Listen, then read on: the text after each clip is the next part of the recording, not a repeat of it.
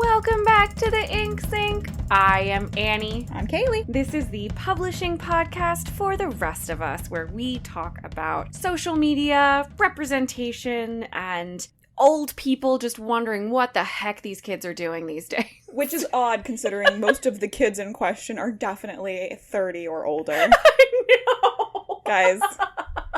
It was like young people, 35 and below. And I was like, are we young? This is the only time I get called young. Thank you so much. I'll slip you that crisp 5 later. All right. Thank you so much, Reuters. So we're talking about a lot of stuff today. Actually, we haven't met up in a while. So we released these episodes a little bit out of order, and you might have gotten a lot of news from us recently. We actually haven't recorded recently. We haven't seen each other in like a month. It's absurd. Well, holidays, It's been a while. So hey, Kaylee, how you doing? Hey, girl, I miss you. Oh my god, I did miss our weekly gossip sessions, but I don't think they count as gossip. It's just us like bitching about the news being terrible or being great sometimes, which is sometimes awesome. The news is great. Yeah, we do have a fair amount of good news this week.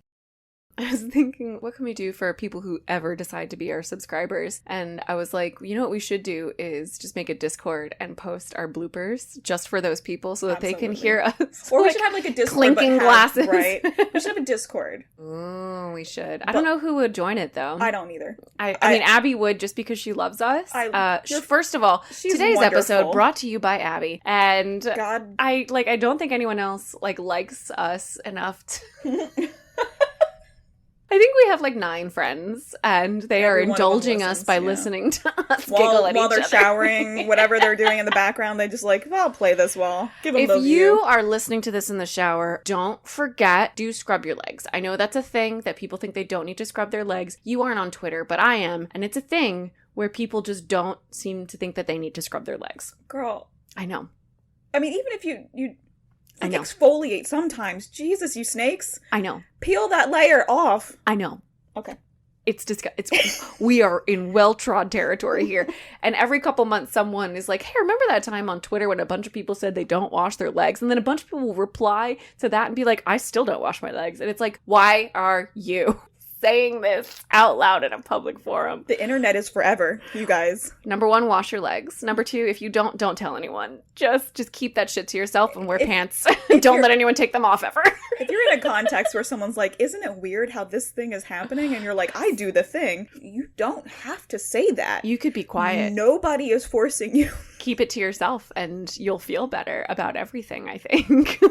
People are the worst. It's not to be fair, oversharing is something I do struggle with, but I feel like I've gotten so much better. I pick up on the context very quickly when I'm like, oh no, I probably shouldn't have said that, and I won't share that general vein of things in the future. But also, if you haven't ever met Kaylee in person before, I'm just going to go ahead and vouch. She's a hygienic person. Oh, yes, I do bathe regularly. I'm pretty sure I hit all the bases. All the bases. Just to be clear, this is more personal and emotional stuff. Physically, I am a very clean person. Yeah, no, emotionally a mess. Disgusting. Oh, yeah. She smells horrible, but physically great. So good. Rancid Smells like vibes. flowers.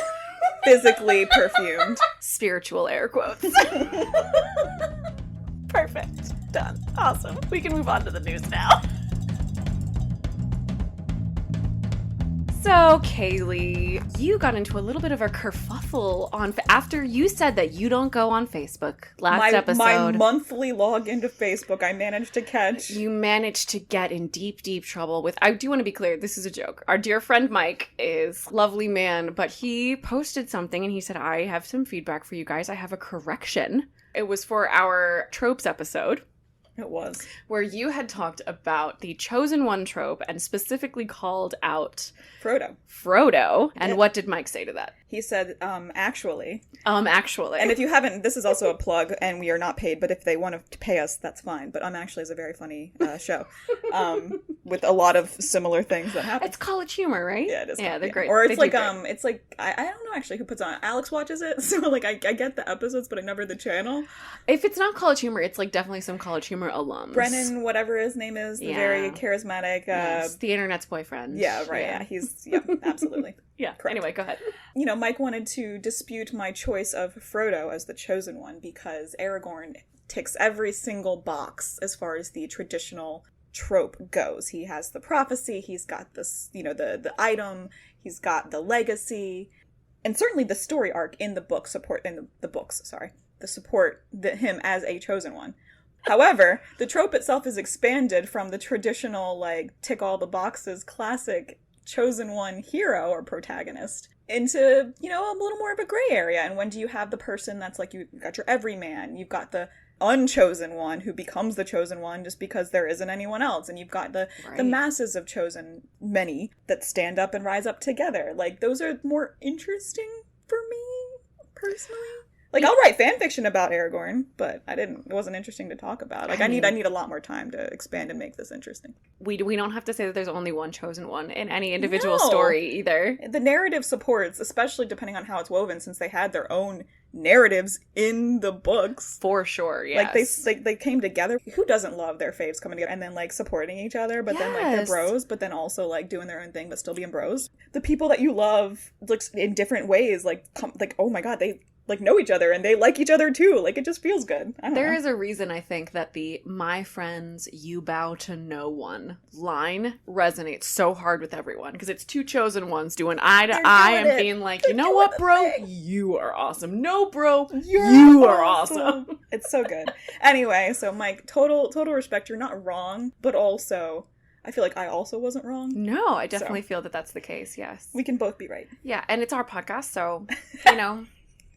That's right. We love you, Mike. Yeah, we do. Actually, I think I put this into the show notes that I sent to you. Mike sent us another message. Did he? I missed that. Actually, was it in here? I missed that. I actually just realized that I did not put his name on the message, so you might have just gotten the message and been like, oh, I wonder who put this in there. It was Mike. So Mike also DM'd me instead of publicly calling me out on your own Facebook.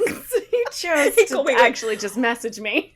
I'm so glad he felt comfortable specifically adding me. Calling you out publicly on a public post. On somebody else's Facebook. Thanks. Oh, Mike. No, that's actually pretty great, honestly. All right, so I'm going to read this feedback that we got from our dear friend Mike. Hi, Annie. I'm catching up on the ink sync, and while I am very late on this, and bored on an overnight shift, I figured I'd weigh in on the Dungeon Master versus Game Master debate. Probably the simplest reason is that TSR and then Wizards of the Coast, and these are the people who own Dungeons & Dragons, TSR and Wizards of the Coast actually own the trademark for the term Dungeon Master. So a lot of other games use the term Game Master, which I imagine is generic enough that it can't really be trademarked in this fashion. There are folks that have trademarked the term Game Master as it applies to things like software and sports gear, though.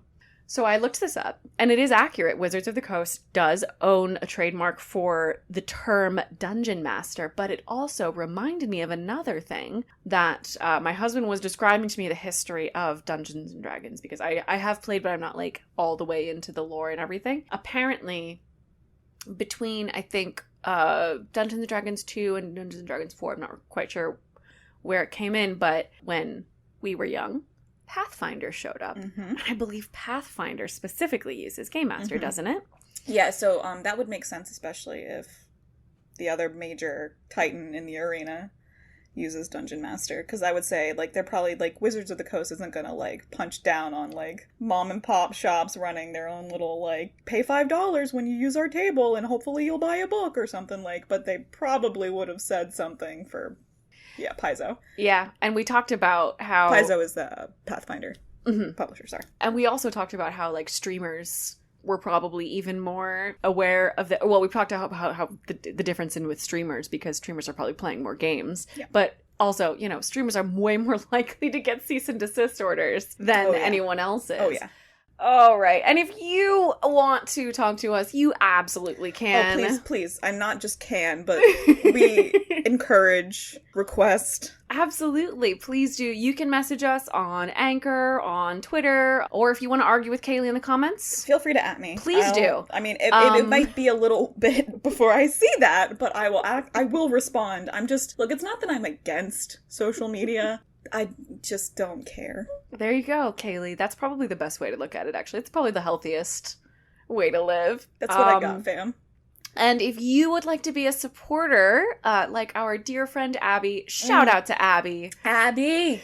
You can support us through Spotify and Anchor. There are levels. You can do 99 cents. $1.99, $9.99. You could do more if you really wanted to. I don't know why you would, but you are also the people who wanted us to go weekly, so you know what? They want us, Amy. They don't want us. I don't know. People, get out of the shower and just message us about how you wash your legs, please. Please don't. No, only Annie. Please, only Annie. Like, that's not, look, I will respond to most other things, but I probably will just be like, and move on. Here's from what that. I want. I want Kaylee to make us a Tumblr, and then I want her to get, like, images of just people being like, look, I washed my legs. This is my dream.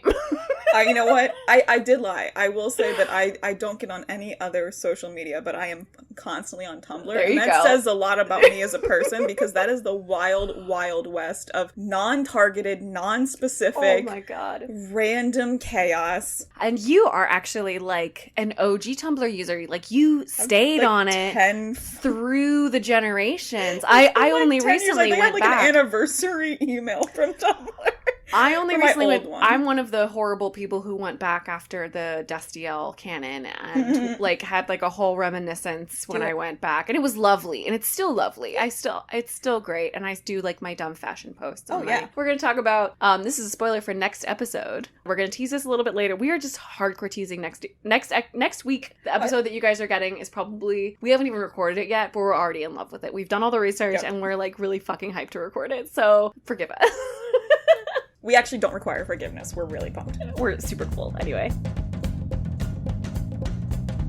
Moving on, Kaylee, we have to get into something a little bit depressing. We have not recorded since the Supreme Court overturned Roe v. Wade. So we do have to talk about it a little bit. It is current events, and it doesn't necessarily pertain to books, but in that the free sharing of information is part of publishing. We do have to talk about that. And also, we want to talk about our community. So Kaylee and I on this show are obviously very pro women's reproductive health. 100%. And more specifically on principle, pro women's privacy. The bottom line is that you know what's best for your body. And nobody else should have a say. And it's not even about gender. You as a human know what's best for your body. Man, woman, human, alien, whoever you are, whatever you are, you have the right to make choices about your own body. Your body. 100%. We cannot, we will try to be clearer if it's at all physically possible, but I think Annie nailed it. And we are very lucky to be covering an industry that is majority female. And we have talked about this before. The Independent Booksellers Association is actually run by a woman. And she put out a statement on Instagram saying that her bookstore would be supporting abortion resources for women in need and through the mail.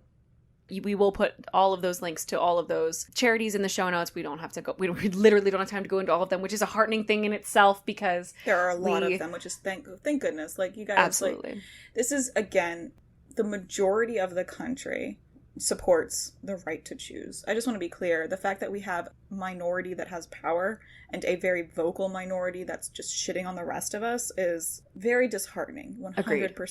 But the fact of the matter is, like, it's always been 2 steps forward, 1 step back, and we're still making progress. So the fact that we've had this happen is absolutely upsetting, and you're totally, totally valid if you feel bad and mad and sad and you're physically like ill sometimes about it, but keep fighting the good fight. Take your time, do what you need to do for your own mental health. Absolutely. And then everybody is going to keep on the fight for sure. And of course, as we talked about, the free access of information and making sure that people get all the information we need means that publishers as an industry are also grappling with this. There have been, I don't know what to call them. They're just kits of books. They're boxing up books that are related to abortion, related to women's rights, and printing those. Yeah, and have been critical over the years. Absolutely. Sure. I think it's very telling that the new handbook for a post-Roe America are seeing a surge in popularity, and publishers are anticipating extra printings. We've talked before about how the printing crisis in publishing is going right now. They are stopping printing of other books in order to make sure that women are able to access the information. So I also thought it was very smart smart that when the initial leak occurred on the ruling, that they immediately started. They switched. Yeah. And, they hard right shifted and got all of these materials ready and are doing second and third runs of this new print run. And I wish that there were more that we could do. Obviously, as just a random niche podcast, we have nothing but awareness to give you guys. But please, if you have dollars, please give them to any of these organizations that are supporting women's rights to privacy and healthcare. Moving on from that mildly / majorly depressing story, we are going into actually something that has set the news world ablaze. We're talking about digital and newspaper publishing. Now, Kaylee, do you want to intro this for us? God, there was so much. There was so much there. This whole thing has this week we got a lot. You guys, got a lot. Actually, it's been a lot of stuff. Okay. Yeah, so there was a digital news report that actually was reviewing the survey that they conducted. It was 93,000 consumers that were surveyed online. Yeah, why don't I read this quote? This comes from What's New in Publishing, and they reviewed the key takeaways. And they said, the Digital News Report for 2022, the DNR, brings together key insights from a survey of more than 93,000. Okay, I was remembering. Online news consumers across 46 countries. The key themes in the 164-page report include growing news avoidance, which caused quite a stir. Yeah, we've talked about that before, actually. Mm-hmm. And as well as lower levels of trust in the media. And according to What's New in Publishing, the big headline from this year's DNR is that about 38% of people globally say that they often or sometimes avoid the news. Rates of news avoidance vary by country, but the US and the UK exhibit some of the highest rates. 42% of people now avoid the news in the US and 46% in the UK. I had a lot of thoughts. I had many thoughts as well. Yeah. You can go first. All right. So one of the interesting things about the article was also the I can't remember, actually. There were several articles, so maybe I'm getting confused. No, I sent so for the record, I sent Kaylee 3 sources covering 6 or 7 key points. These sources were What's New in Publishing had 2 articles summarizing the takeaways, and then Neiman Lab, which is a journalist and news resource newsletter, also covered it. So we will put all of those links in the show notes, but Kaylee is going to be kind of combining some of this information. Take everything in and start thinking about things critically. We always recommend critical thought, just to be clear. Think about, and if you rule. Yeah.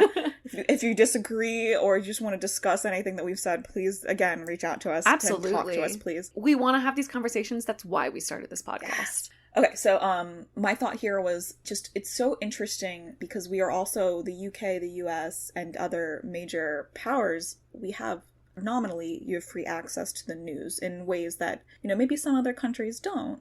And the fact that we're inundated is the issue. And that was something that we had talked about in one of our most recent episodes with the war in Ukraine, and that people are getting numb to it. I mean, it's accurate. It's constant. Oh, here's another depressing thing that's happening about my rights being stripped or whatever. And, you just stop being able to process because you have to live in the world. You have to live. You have to be able to move forward. And so you become numb to just to the shock, which it should be, and you stop taking it in, and you stop, you feel bad because you're not responding, and then you stop reading it.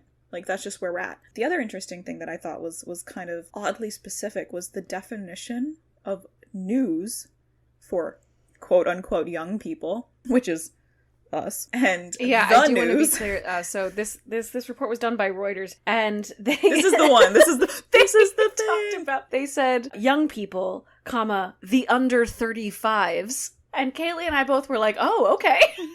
I like it. Nice. Awesome. Right. Cool. Wow. Okay.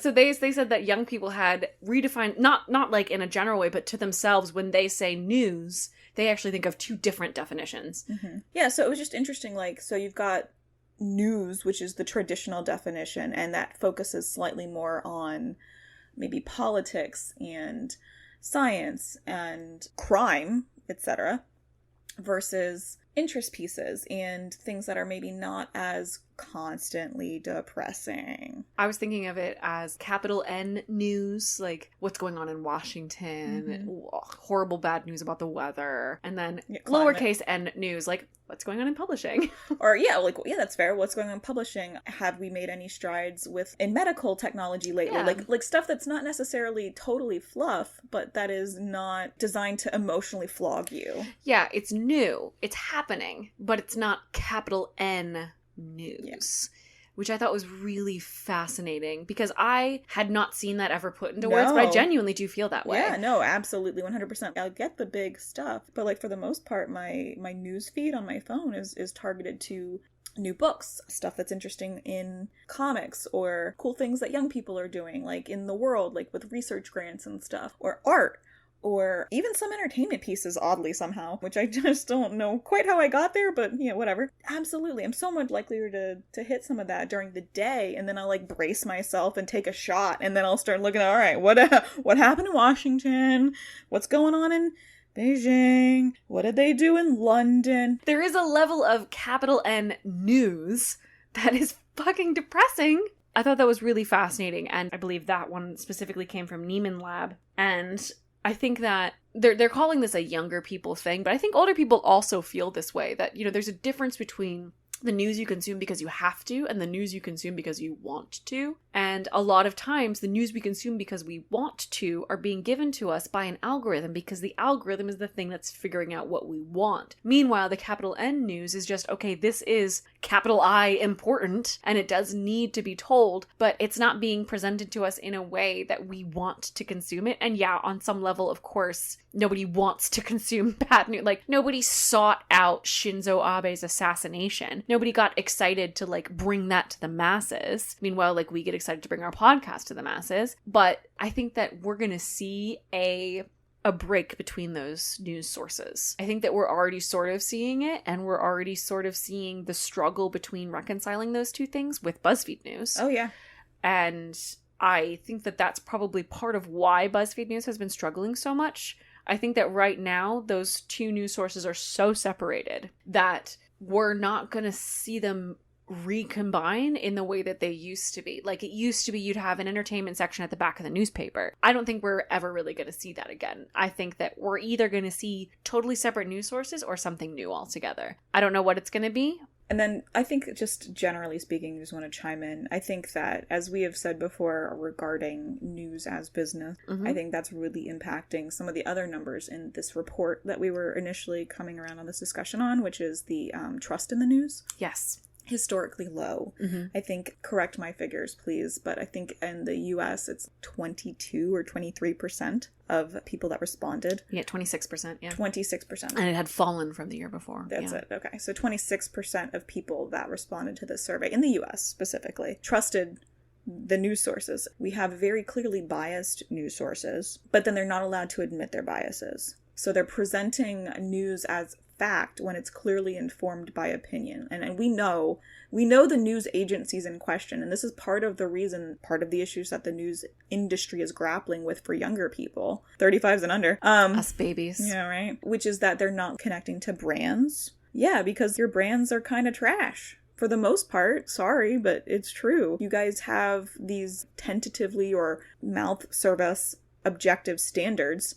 You don't believe that. Like, you have one or two people that genuinely, passionately believe that, and you shit all over them. So the fact of the matter is, I mean, we all know that's why the numbers are the way they are, and they're just like, oh no, what can we do? I don't know. Be less shitty. So again, this report was like, how many pages long? It's so long, you guys. Like, we actually had to delay recording because I had to read so much specifically for this report. Yeah, we're talking about two key points of this thing, and I think those are the two most important key points. But please go read it. We're gonna link to everything. But it was very interesting. One of the things that really stood out to me personally was under 35s still largely say that they prefer to mostly read the news rather than mostly watch the news. Some seek out a mix of formats to better understand the information, while others are drawn to audio-based formats like podcasts that allow users to multitask while they listen. There is not a one-size-fits-all approach or medium through which a newsroom can attract younger audiences. I don't have a solution to any of this. I wish that there were like some, little bow that we could tie at the end of this and be like, oh, people just don't understand. And yeah, they don't. But also, like, we don't understand either because we're just following the dopamine. We don't have specific data and facts on why we're doing what we're doing either. Not at all. I mean, and us youngsters. Right.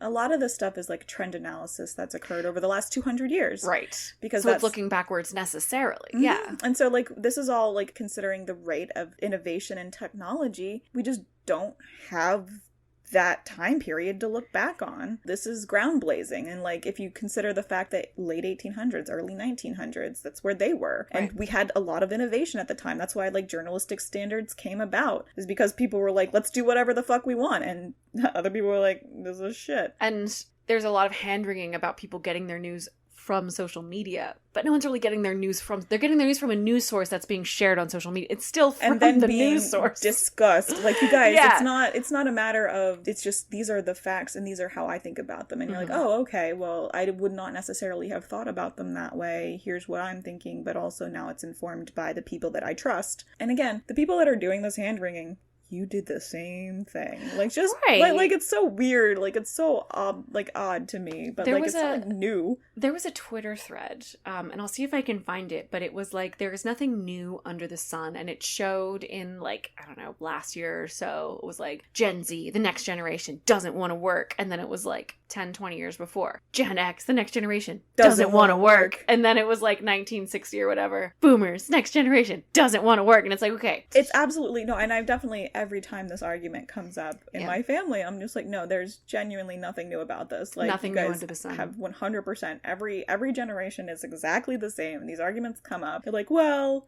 no. And I'm like, yeah, I can actually pull up the articles and like the screen, like not screen, but like the scanned in newspapers of like the newfangled like magazines that were coming out, and like how kids are not reading newspapers or going to read books or working or whatever. Like, it's so stupid. Like, and it's so consistent, and people are just like, no, now ours is the most righteous newest outrage or whatever. And like, no, it's not. Just sit down, take a breath, have some tea. It's like low caffeine, chamomile green. Like, watch some House Hunters. You'll be okay. Right, HGTV, you guys. We're gonna move on to our favorite news section. Kaylee, I had a late addition to this. I don't know if you refreshed the notes that I sent you, but there was a Twitter announcement. Was it the Jamila? Yes. Yes. I was very excited to hear that. And I think that it's what a timely kind of move. And I know this was just a Twitter thread, but I looked her up just to understand more about her. And like, so Jamila King is now going to be the new managing editor at BuzzFeed News. So Jamila King is a Brooklyn-based writer, and she's actually the current race and justice reporter at Mother Jones.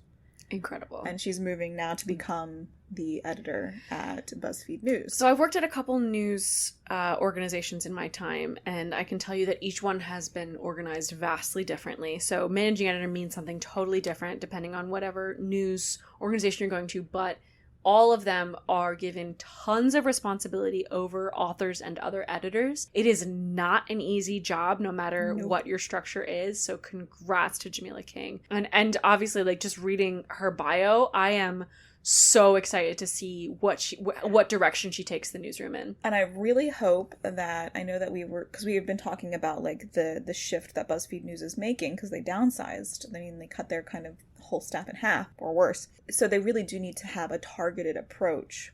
And it seems like she's incredibly focused. Exactly. So that's why I'm like very excited. I super agree with you. Like, people like to get on us youths for not being focused, but I mean, if you just look at her resume, I mean, it's just focus after focus after focus. Yes. So congrats to her. Absolutely. 100%. Super looking forward to everything that you're doing. And we also got news that the Chicago Sun-Times has a new executive editor, and that would be Miss Jennifer Coe. Like, congrats. I'm so excited. Also, awesome. Like, her headshot's so cute. What? She looks so excited and happy to be there and energetic, and I'm just really pumped for her. Apparently she's their first woman and person of color that's going to be there. Incredible. Weight on her shoulders. I'm sure that it feels like a lot of pressure, but I hope that she stops and takes a second and is like, fuck yeah.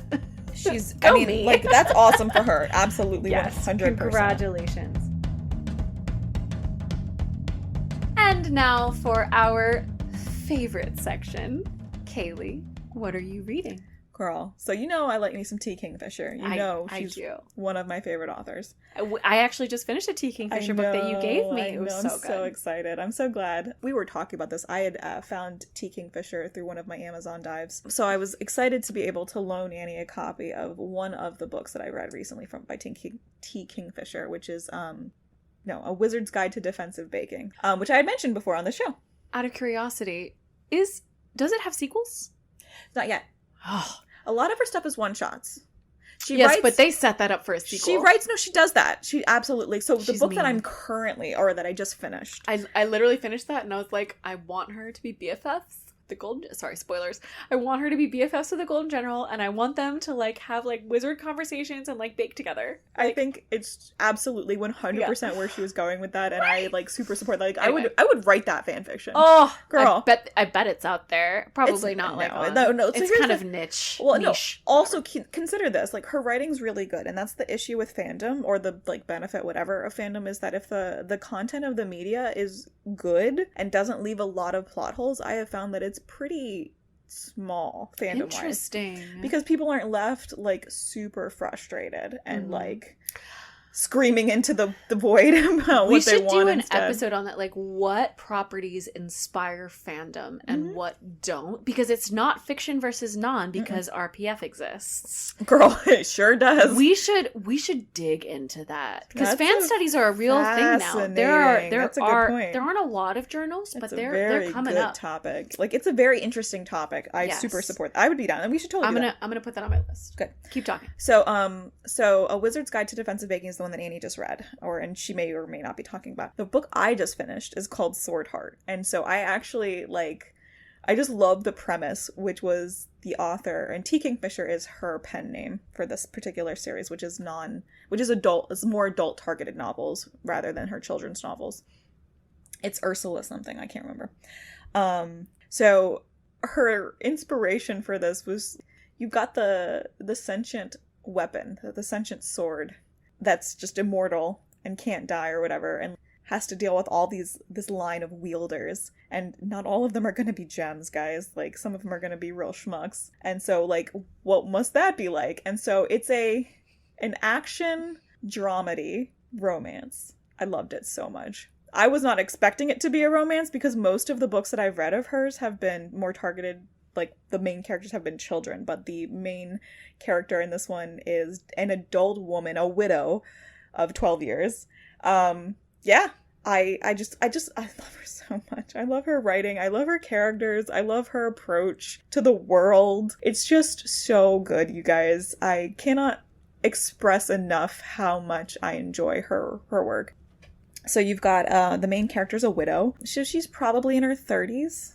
Late 20s at the youngest, and essentially it's like set in modern-ish fantasy times, if that makes any sense.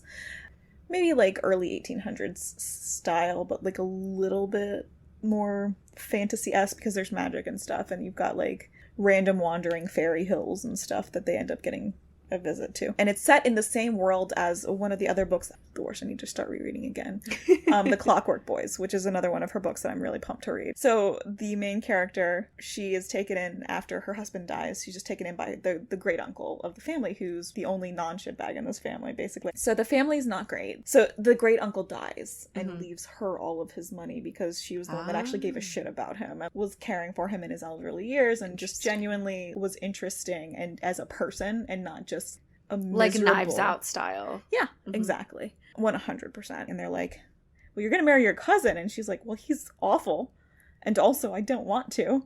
And they're like, we're gonna lock you up until you see sense, basically. And so she's like, well, shit. And they put her in her room and lock the door. Was not expecting this to be an attic wife story. Yeah, well, they tried. And she was like, well, what if I just spoil... I mean, it never works. The attic wife always comes down and sets fire to stuff. It doesn't work. In this case, it's more metaphorical. So she finds the sword and draws it for reasons.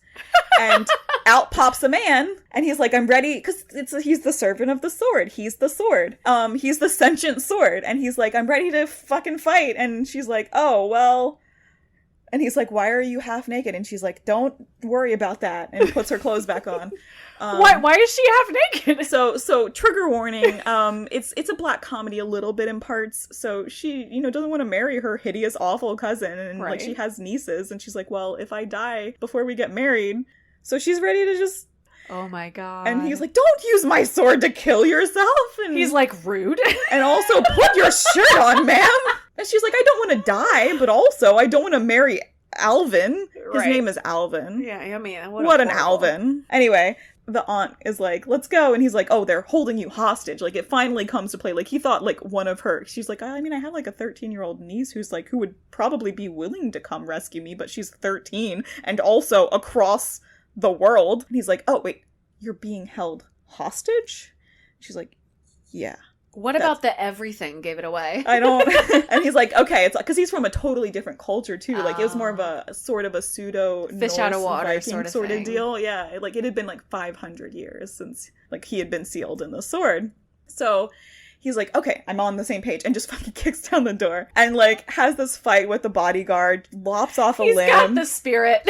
He's ready to go. He was like, okay, I got it now. I know what we're doing. And, like, they get out, and then she's like, okay, well, we need to figure this out. So they go into the city to get a lawyer, basically, essentially, from this other, a magic lawyer? A religious order. A wizard lawyer. Yeah, no, it's great. No, I love it so much. So the lawyer is non-binary. So they go by they, them in the book the whole time. I love all of the characters so much. Like, I want the three of them to just, like, be a throuple by the end of it. Like, I know it's not going to happen, but, like, I totally ship it.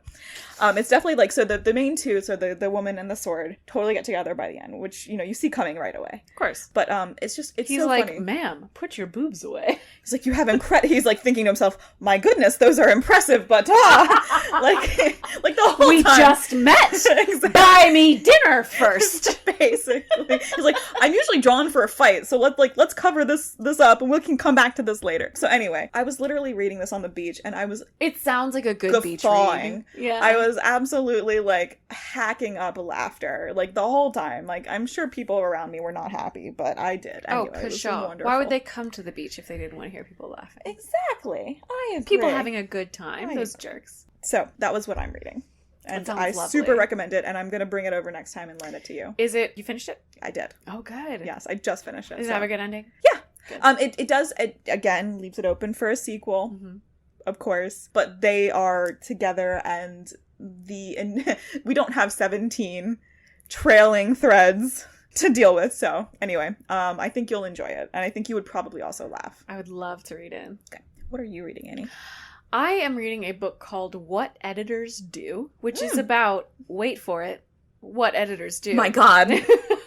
It's So for those of you who are maybe new to the podcast, I am an editor by trade. I work usually with financial newsletters, but I don't do any kind of book editing or acquisitions editing. I am not a buyer. I'm dealing with content that has already come into my sphere. I am not acquiring content or dealing with markets or books. So this book is mostly essays of like 5 or 6 pages each from established book editors. That's interesting. There's also an essay from Carol Fisher-Saller, who is a very famous copy editor. It's really absolutely fascinating, and I find this is true across jobs where you find different pockets of the same industry. Sure. And it's basically the same thing, but it feels different to an outsider. Like, they're describing their jobs, and that's more or less what I do. Like, they're talking about monitoring the market, monitoring what people are buying, what people are reading, what people want to read, what people want more of. And I do that too. I mean, I have to tailor my publications to what people want to read. Otherwise, no one's going to read them, and there's no point in me editing them. Go figure. So they're doing it on kind of for a different purpose with a different focus, but we are doing the same thing. Sure. And I found it really fascinating. It's also going into different types of publishing houses, from trade publishing houses, which do like books that you see on the bestseller list, to scholarly publishing houses, which are publishing these books from university presses, which are usually nonfiction, but their audiences are huge, from students to teachers to experts in the field wanting to learn more. I'm a nerd like this. I like to read about my own industry, but I always find it wonderful to read things like this because it helps remind me what I'm doing, how I'm doing it by recontextualizing it. It's a very nerdy book. No, it sounds awesome. No, it sounds like right up your alley. Like It is. I love it. It's outsider POV RPF, Annie. It is. My coffee shop AU RPF. Anyway. You're welcome. You're welcome. Do you have a Kaylee coda for us this week? Oh yeah, look, we are all in this together. I know that it frequently feels very disheartening, but we're approaching this fight from many different avenues, and you're not standing alone. So we'll do our part with this podcast, with our donations, with our privilege wherever we can, and so you're not standing alone. Thanks for listening to The Ink Sink. You can find us on Twitter, on Instagram, on Bookshop, and you can DM us on pretty much any of those except for Bookshop. I mean, if you find a way to DM us on Bookshop, I guess let us know. That'd be kind of cool. And of course, this podcast is brought to you by our supporters. You can support us on Spotify and on Anchor. I believe our tips are open on Twitter as well. I'm not sure. Thanks, Abby. Thanks, Abby.